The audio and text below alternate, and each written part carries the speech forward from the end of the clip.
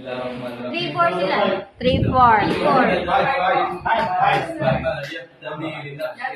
ومن ضل فإنما يضل عليها ولا تزر وازرة وزر أخرى وما كنا مكذبين حتى نبعث رسولا.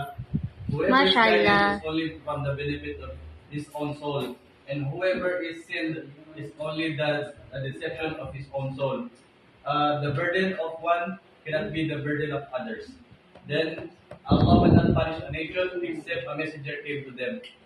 So same din sa Bible, no? The soul that sinneth, it shall die. Narinig niyo na yan? The soul that sinneth, it shall die. The son shall not bear the iniquity of the father. Neither does the father bear the iniquity of the son.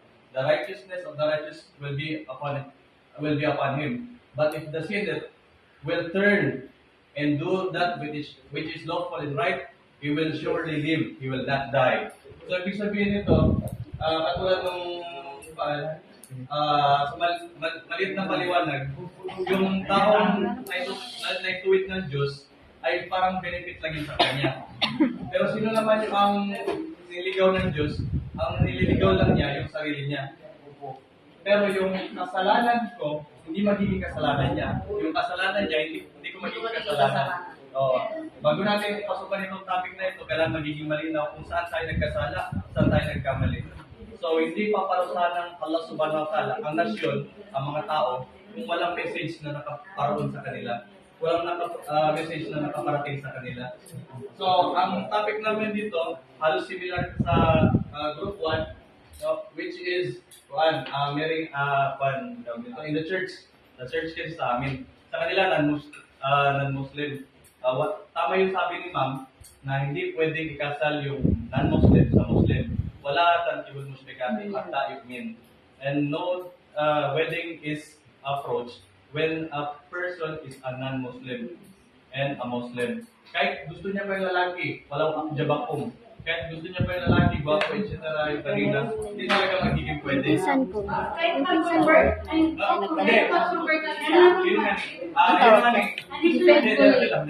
Yung pinsan kong buo na Actually, napag-usapan namin dyan yan sa Mabini. Nag-Christian na, kaya hindi na umuwi sa amin.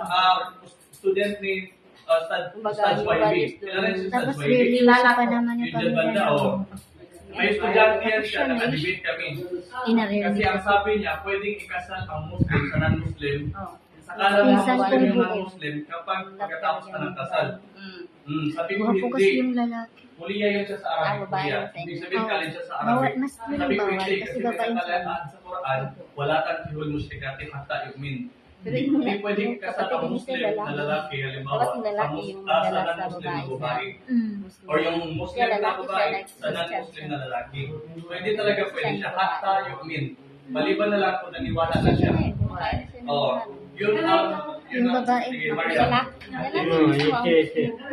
Based sa sir, based sa different Yung kapatid ni Sir, lalaki, yung babae.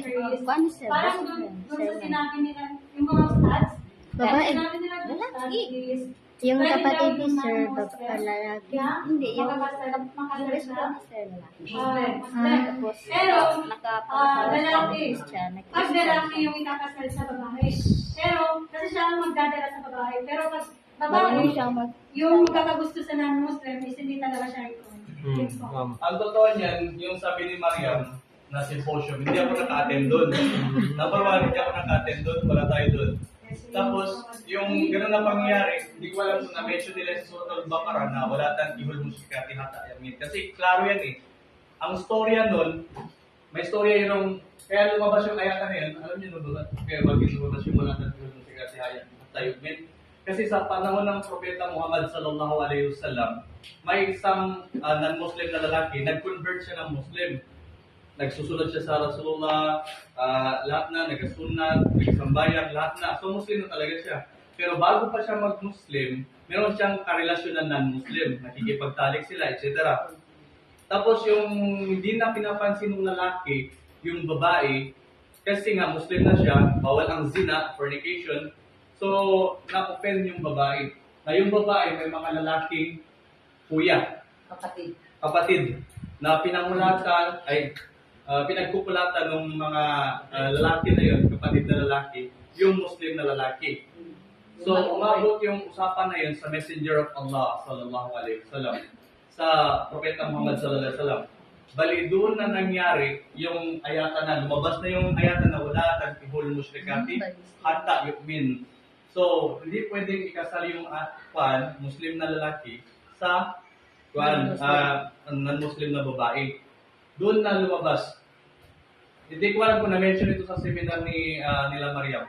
Pero yun ang dahilan kung bakit na ipalabas yung wala tagtihul musyrikati, hatta yu'min. Mas klaro yun. Kasi time ng Propeta Muhammad sallallahu alaihi wasallam, doon tayo sumusunod. Kung meron mang opinion ang mga ulama ngayon, kung in-set aside nila or hindi nila alam yung ayatan na kung bakit ipinalabas yung wala tagtihul musyrikati hatta yu'min, kasalanan na nila yun. Or pagkukulang nila yun. Hindi natin kasalanan. So ang basis talaga, kahit gano'n po ba kalab yung babae, walang akjabat kung yung babae, akjabat, kumbaga babae.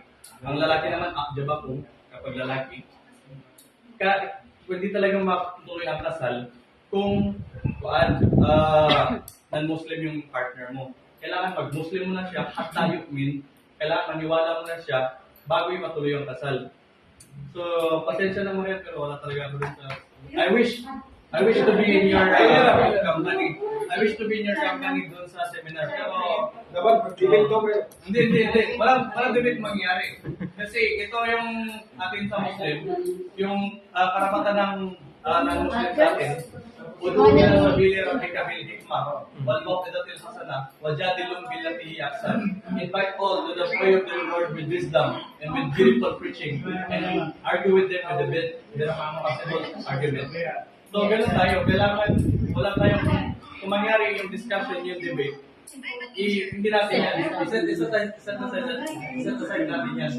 Kasi, kung tayo, dito sa session